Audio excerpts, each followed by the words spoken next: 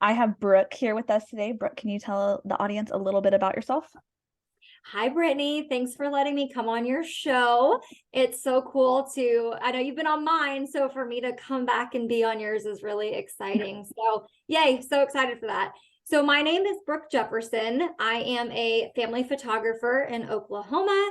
I'm a wife, I'm a mom, and I would say the majority of what I do is business coaching for photographers, helping them run profitable and sustainable businesses where they don't feel like they're constantly overwhelmed and spinning their wheels and stuck in the, oh my goodness, like I'm so desperate for more clients. So my goal is to equip them, empower them, and give them that profitable and sustainable business that they are dreaming of.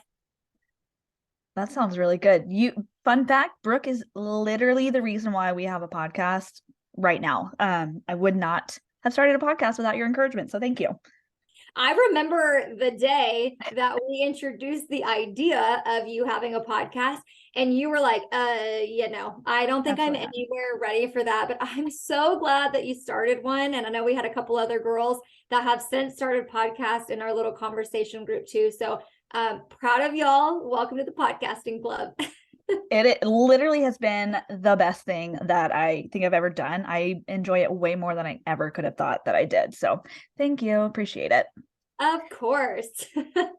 Brooke is going to be talking to us about the numbers you should be tracking in your business. And I'm so glad you're here to talk to us about that because numbers, I failed math like all the time, and anything with numbers, I just glaze over. So I will be taking notes so I can remember everything you said because I'm gonna track my numbers this year. Gonna do it.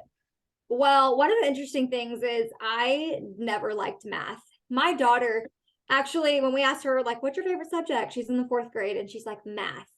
And I'm like, whose child are you? Because her dad and I both are like, we're not math wizards. Like, I don't know where she got that from.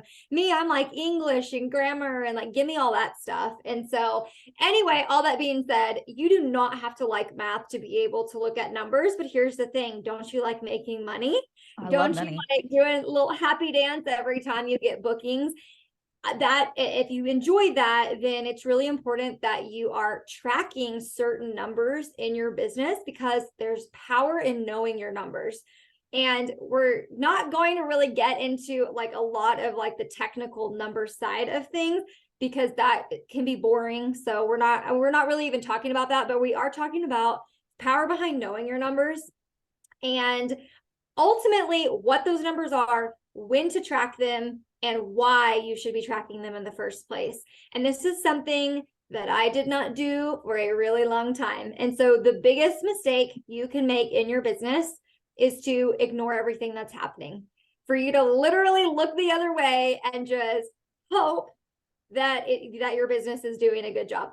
And another thing, a really important thing that I instill to all of my clients and all of my students is this: you cannot rely on your feelings of how your business is going, because there will be months where you naturally, like, you're just going to deal with a lot more of the mindset stuff, and it's going to take you out, and you're going to naturally think, I am failing at my business.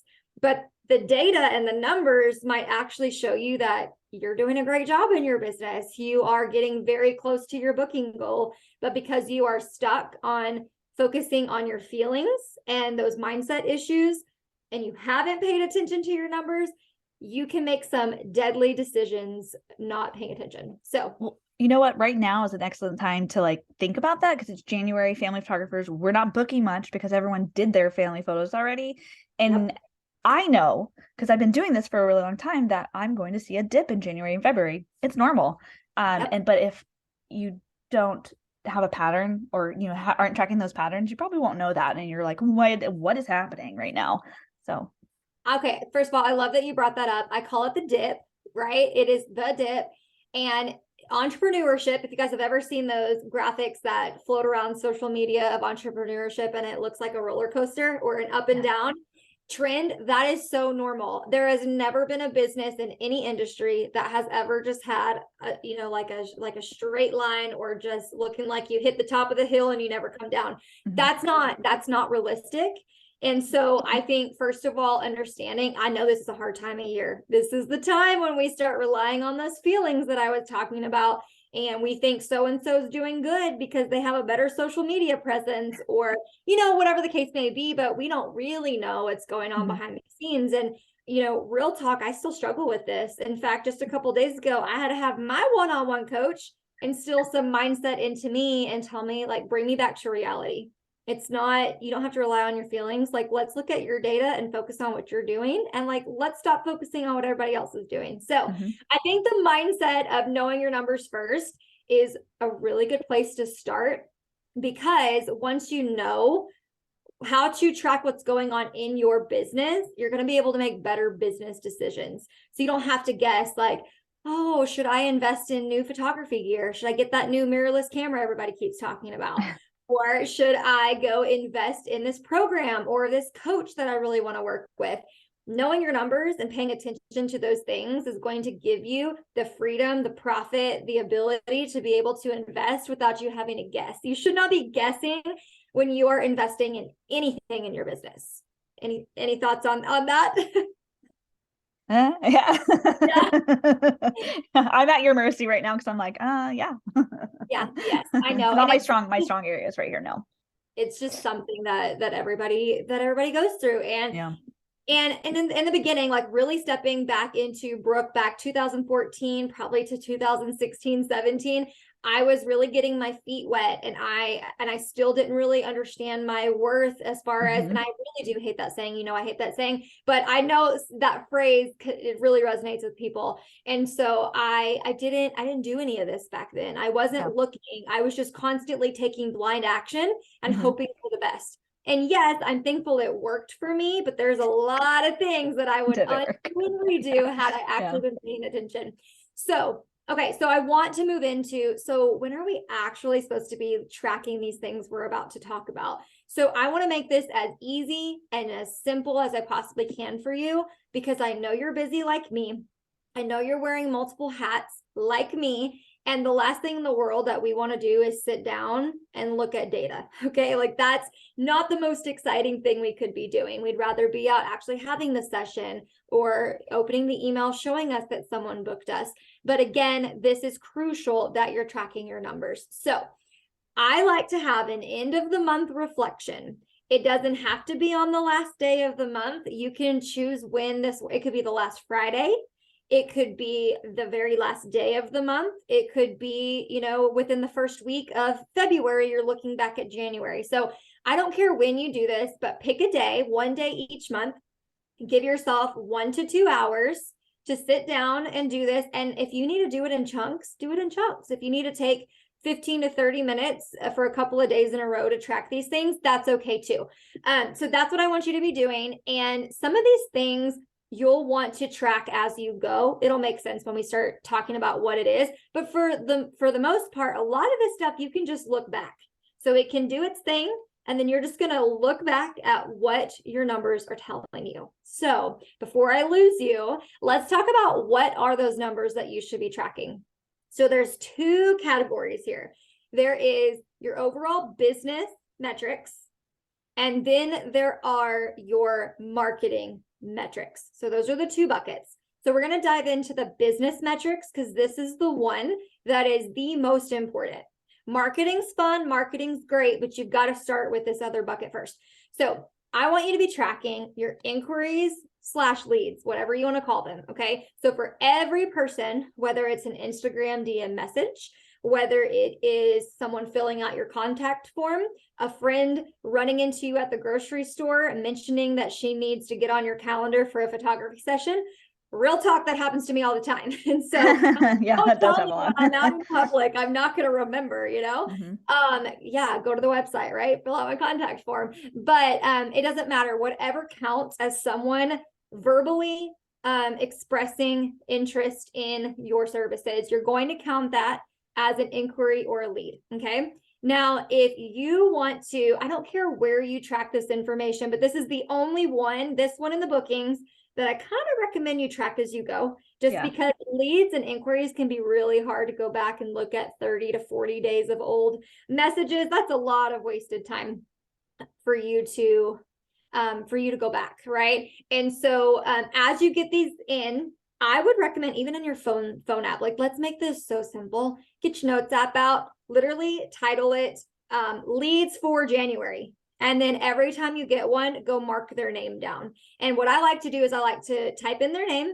And then in parentheses, I like to say, where was it from? That way I know, like, if I forget, right, to follow up with them, or I'm going to follow up with them, I don't have to be like, well, I thought it happened on Facebook Messenger, but actually it happened over in the Instagram DMs. Like that, you're wasting time not tracking those things. So that's the very first thing. And then of course your bookings, you can do the exact same thing. I'm hoping most of you have a system, a CRM system, an Irisworks, a Honeybook, or whatever it is you're using. I hope you have a system to where you don't have to manually track these things, because at the end of the month, all you got to do is go back and count them up. How many bookings did you actually get for that month, right? So those are the top two, leads and bookings. And then you go a little bit deeper, okay? So those are the top two. And if that's all you want to track until you get into the swing of this for a couple of months, you have my permission to do so.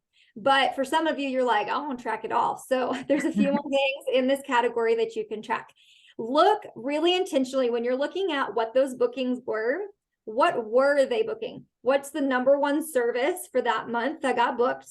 What's the number one package that got booked? Okay. So when you look at this and you track it for a whole entire year, then you get to go back this time next year and you're already going to know, okay, so I really could push for this thing because last year it did really, really well in the spring.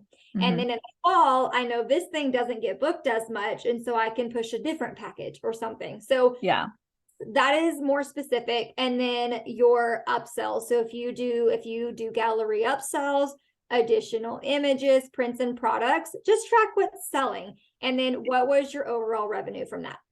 So, my one issue with Irisworks is that I can't see what my gallery upgrades were. So I have no idea. Like I know like what my revenue for the month was. And unless I'm going to go in and specifically track, it's really hard to see unless you know of a secret that I don't know about on Iris. No, so I actually use my gallery hosting platform to go track what the upsells were. Oh, because you upsell through the gallery, right? You don't do soft proofs. Okay. So that would be the difference is, I don't edit the photos until they've given me money. Yes, right. So, and I think that just depends on your business model per se, on whatever you have. But so I'm typically tracking these things through the CRM system, which is Irisworks. You've already mentioned that. And then my gallery service, I'm using CloudSpot. So I'm able to literally go in there and just track what were my sale orders, what did they order. And so it's, and I honestly, if you want a nice, pretty way to track all this, you could create yourself a spreadsheet, just a simple spreadsheet if you wanted to. And go to Etsy. They have some really cool tracking templates that I found that you can track. Like it just lets you track whatever you want to, and they'll build it out for you. I use Google Sheets because I don't actually have like Microsoft Excel. And so like you literally download it, you click it open, and boom, you have a tracking spreadsheet. So that's really cool. I love that you can use it on your phone, you can wherever, because you don't carry my computer and I don't want to wait until I get home to do these things. So if you could do it on Google Spreadsheets and it's right there, that would be really convenient. Yeah, I love that. Okay, so the last two things that fit into this category is literally your expenses and the profit that you have left over. So this is kind of its own category. So I'm just going to make this really quick, but this is you tracking your income and your expenses and then seeing what's left over at the end of the month. You've got to be tracking this. And I have entire episodes over this. I don't know if you've covered this yet, Brittnie, but this is so important for people to track where their money is going and where their money is coming from, which if you're doing this, it'll be very easy for you to go see how many bookings and what you actually got paid for, because it's going to show on this spreadsheet. And that's called a profit and loss spreadsheet. That's going to be different than tracking your metrics. So I'm not going to confuse anybody, but I had to add those last two in there because that is going to help you make business decisions too. Just like I know you don't use QuickBooks, right? You use I do actually. You do? Okay. Yeah. So I love QuickBooks Self-Employed because I use my business card. It goes straight into QuickBooks and then it automatically just tracks what I spent and then what came in. And I work with a bookkeeper 3 times a year, only 3 times a year. We go through and we categorize everything. So that way at the end of the season for taxes, it's already boom, boom, boom, boom. But that is for another day. Actually, I'm going to have her on Good, in a couple good. of, like, because I'm like, numbers, not so good, not so good for Brittnie. So let's have someone else talk about that. Yes, I love that. And that's why I didn't think we needed a deep dive on that part, but that does fit into this business metrics camp. So that ties up business metrics. Again, you're watching the activity that's happening on a sales side of your business. You know, you need to be tracking your leads, because if you're not, then you don't even know what that conversion rate is, which I know is a big term. All it means is out of all the leads that you had, how many actually booked you and became clients? That is really important numbers, especially if you ever get a coach. So they can help you figure out, well, why are you only booking 30% when you should really be booking like 50 to 60, even 70% of all of the leads that are coming into you. So that is camp number 1. All right, this other one is probably easier to understand. This is going to be your marketing metrics. And this is you paying attention to you bringing awareness to your business so that in turn you're getting more leads, more bookings, all those things. So on this one, short and sweet, it's website analytics, email marketing statistics, and social media statistics. That's what falls into this particular category. So for your website analytics, I use Google Analytics. I highly recommend you use Google Analytics. If you don't, like, literally go sign up. Google is amazing and will walk you step by step how to do this, how to set it up, what to put on your website. If you can do this, you're going to see, am I paying for something just to have an expensive, pretty little website that's not working for me? Or am I actually getting traffic to my website? Because if you're not, if you're getting 2-page visitors a month, then that tells you where you need to focus your attention. Okay, I've got something is not right with my website. I need to figure out, what's wrong. Email marketing statistics. If you are using email marketing for your clients, you're looking at things like how many emails did I send over the month of January, which it does not need to be a lot. In fact, 1 email per month could be enough for your audience. Maybe enough. It could get you some bookings. I would say I would not really exceed probably more than like 2. For most family photographers is who I'm speaking to, because I don't think it's necessary. So I would say 2 emails per month. Awesome. So now that you sent those, go back and look how many, what's the open rate? If you sent it to 300 people on an email list, how many people actually opened it? Because that's important. If you've got a very low open rate, then we need to work on who's on our list, or we need to work on what are we sending in the email. And so that's what you're looking at. And click rate. What are people clicking on? Are they clicking on your booking link? Are you putting a booking link in your email? Are they clicking over to your Instagram? And then that's it, right? And so then you're following the rabbit hole. Well, if they clicked on my Instagram, when's the last time I posted? Because if it was April of 2022, over a year ago, or a year ago, I guess, really, then they probably think, oh, maybe she's not in business anymore. And so that's why it's so important to do all 3 of these things. And then social media stats. I want to talk about this one for just a second.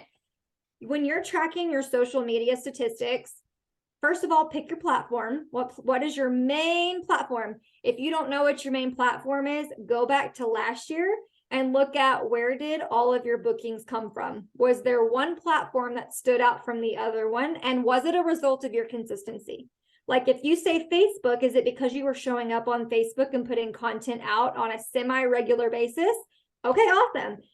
Did you not post one time on Instagram? And so that naturally led to 0 bookings. Okay, so now you kind of need to look at, where am I showing up? And then I don't want you looking at followers or likes or all those vanity metrics. That's not what counts here. You need to go deeper into, and I'm so thankful Instagram has gotten so smart. And you can go into your insights and you can see website clicks, new follows, which follows, that's great. I think it should be going up each month. It's not about how many, it's about the quality of your audience. And you need to pay attention to those things. And so look at, well, what actually matters? Am I getting website clicks? Am I getting story replies? Who's in my DMs? And so when you're tracking your website, your email, and your social media, it's going to give you a good picture of what is happening, what's working, and where you're wasting your time. Absolutely. Yeah. I like to say that followers don't equal money. And so people are like working with the algorithm, like, oh, the algorithm's so hard to work with. But maybe you're in your stories all the time and you're getting bookings from Instagram.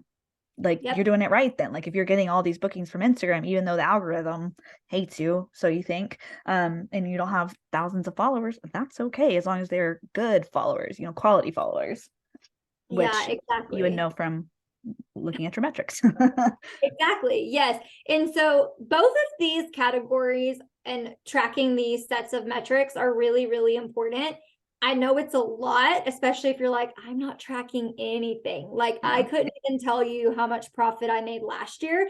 Then ease your way, pick some of these things that really stood out to you and track those. But at the very, very, very least, just promise me you'll start paying more attention to the leads, tracking those, how many you're getting per month and where they're coming from, and then how many of those actually became bookings for you. That is my one big ask from tracking your numbers. Well, I'm a big fan of setting goals. And how can you set goals if you don't know where you're at right now, right? Like it's impossible to set a goal of like, I want to do this, but you need to know where you are in order to be able to set that goal. Yeah. And on the flip side too, it's so important for you to define the finish line. What is that? What are you wanting to do in 2023 so that you can work it backwards? And if you're not tracking, how do you even know you hit your goals? Because what a lot of people do is they hop on a masterclass, could have been mine. I don't know. I love goal setting. So I do these workshops and people throw out all these goals and all these things they want to accomplish. But then all of a sudden, like mid-year, I'm like, how are we doing on those goals? And they're like, I didn't even write the goals down. I just, you know what I'm saying? Like it was just an in the moment share. And so that really would be the first place before you start tracking, because the whole point of tracking is to see how close you are to hitting your goals. So I love that you said that. Yeah. What's the next thing? Okay, so again, once you know all of those numbers, we talked about the what, pick and choose yours. And then now, so we're going to work our way backwards. So I gave it to you backwards, the steps on purpose, so we could wrap it back up and tie it with a bow. So now you know what numbers you're tracking. So we're going to go back up to point 2, which was when to track these numbers. So right now, go set a date in your calendar, maybe 2 days if you need 30 minutes here and 30 minutes there. And I would track your numbers. So whatever month you're listening to this, go set a date for you to look back at the month you're listening to this in right now. Go set it with a reminder so your calendar will notify you so that you will actually follow through with tracking your numbers. And then from there, all the way back up to the very top point we talked about was, now you know your numbers so you can make better decisions, right? So you're going to be able to say, based on here's what's happening. And if you're not hitting your goals, you're going to be able to say, like, I would take a highlighter. I love doing this, or even on Google Sheets, if you're going to track this stuff in a spreadsheet, I color code. So I give myself like, I'll highlight a color for everything that I like knocked out of the park that I think we're doing well. And then I will, with another color, usually a yellow, things that probably need my attention. Things that, if I'm like, okay, the website's looking a little wonky, why is there no traffic? Then I start thinking backwards, how can I bring more traffic to my website? Do I need to look into my SEO? Do I need to hire somebody to come in here and figure it out for me? Do I need to link up my website somewhere else? And so that's just an idea of some of the things that you're going to see. So I did a coaching call with someone and she wasn't getting any traffic from her website. Her website had 0 across the board because it wasn't indexed on Google. And so she had that website up for who knows how long, and it was not doing her any good. So maybe if she would, she tracks it now and she knows what her metrics are for her website now, but you could be paying how much a month for your website and it's literally doing nothing for you. Yeah, websites are not cheap. And again, No. that is why tracking website analytics is important. And once you have it on Google Analytics, usually Google will prompt you that, Yeah. hey, your site is not indexed. And so, Yeah. yes, I love that point. So once you do that, then Google can read your website in the way that in Google's language. And then from there, you will start seeing an increase on some website traffic. So, yes, great point, Brittnie. Good point. I put it in my calendar. I'm tracking my numbers the last Monday Yay. of the month. Okay, everybody, keep me Yes. accountable. Oh, I will. I'm gonna have to like chime back in and be like, "Hey, girl, did you track your metrics?" That's going to be the day that someone's homesick from school. Absolutely. That's okay. You're gonna do it anyways. It's gonna be Yeah. great. I will. I will. Yes. Yeah. So that's what I have for you as far as the numbers you should be tracking in your business. And I just really want to encourage you guys, don't make the mistake of just like shying away from them because you're nervous for what they're going to show you. Your numbers are there to guide you so that you know what actions to take so you can book more clients. Absolutely. I love that. I'm motivated to track my numbers more. I do track some numbers. I just don't track everything. I'm more of like a eyeballer, which Yeah. I do want. I even made a spreadsheet last July, and I never used it. So now I need to actually put it on my calendar to actually use it now. So Yes, thank you. yes, Thank you for of all of your course. tips. Oh, absolutely. One of my favorite things to talk about because as creatives, we typically don't have that business driven Mm-hmm. mind. And so these are things that you have to learn. So proud of you for also learning the things and leading the way. And maybe we can do a fun challenge. Maybe I'll set something in my calendar for February 1st or March 1st or whatever month we want. And we'll just see how many people are actually sitting down tracking their numbers. I think that'd be cool to see. Ooh, that would Yeah. be really cool. I like that. Yeah. All right. Thanks so much. Do you have anything else to add? No, that's it. Do this one thing. Don't just listen to this episode. I am a really big stickler for not just consuming a whole bunch Mhm. of podcasts. I'm so guilty of this myself. Don't just listen, like at least take action on one of the things we talked about. You don't Mhm. even have to do all of these. I know this was a lot, but again, pick 2, 3 numbers that you're going to track and then set that in your calendar and actually do it. That is my one big ask from you guys that are listening to this. And going on that, I have problems like I'm either going to go all in or nothing. That's kind of like how I want to be. And then I ended up doing nothing because I couldn't do it perfectly. And so I've learned to eliminate barriers and not shoot for perfection. So, just tracking my profits and expenses and things like that. That was, that's my baseline. That's where I'm going to start. So if you start one place, that's enough at least to start, and then you can add more and go on and grow from there. So start somewhere. Just start. Is that what you say? You say just start? Start scared? Just start. Yep, Yeah. I do. Very good. Awesome.